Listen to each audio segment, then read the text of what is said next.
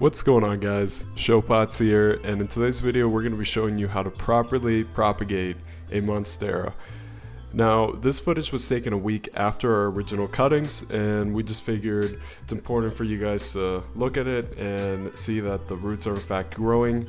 So this technique works, and we're confident that it's going to definitely work for you guys. So I hope this video helps you guys out, and let's jump right into it.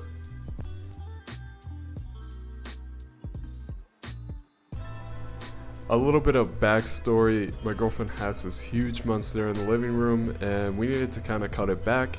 So that vine to the left is kind of protruding to the furniture, and we decided to create a new plant out of it.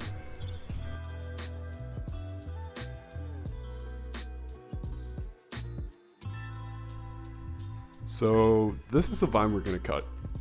When you take a cutting for propagation, you have to make sure it includes a node. The node is where new roots will eventually grow. And to find a node, look for parts like this, swollen parts of the vine, or aerial roots as shown there. And these nodes will eventually grow new roots that will help support the plant.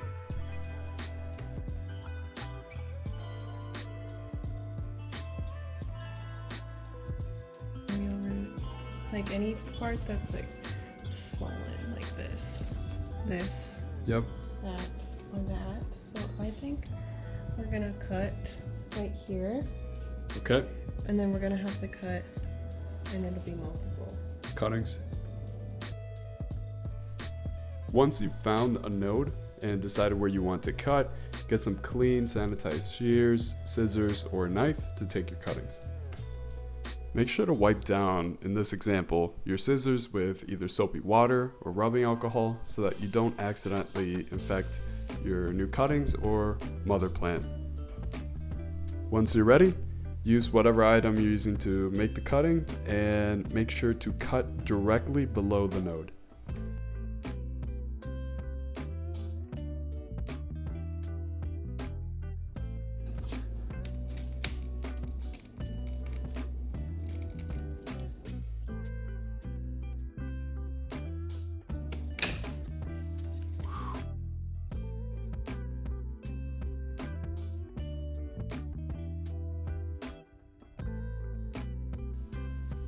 Now that we have the vine cut away from the mother, we can cut each section below the node.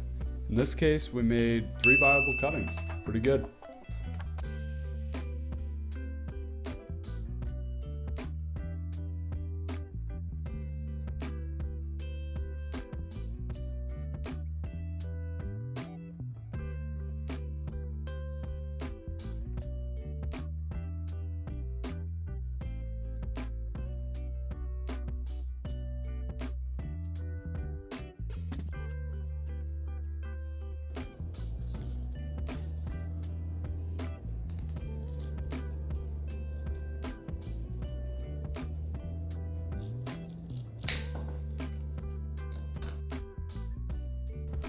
We almost forgot to mention this, but once you do cut the vine, make sure to remove some of the sheathing that's onto the plant, just so that it doesn't rot in the water, as shown here.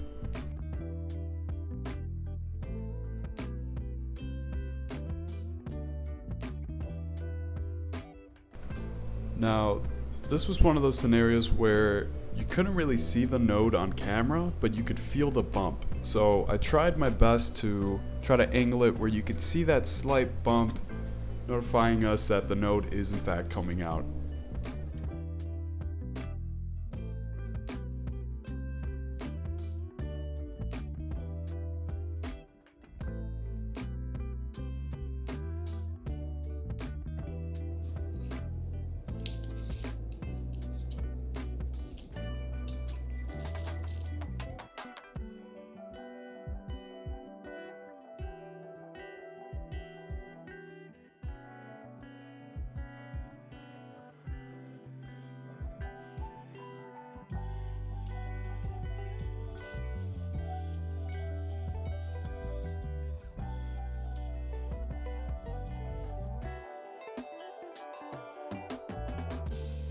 Alright, So this is how our cuttings look like. Just wanted to showcase it one last time, and hopefully you should have clean cuttings like this.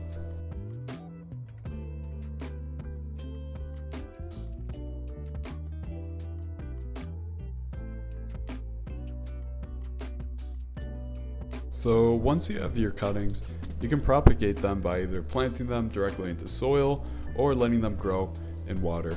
I prefer water propagation so I can see them grow roots and keep track of their progress, and that is the method that we're going to show. So we finally added the cuttings to our vase.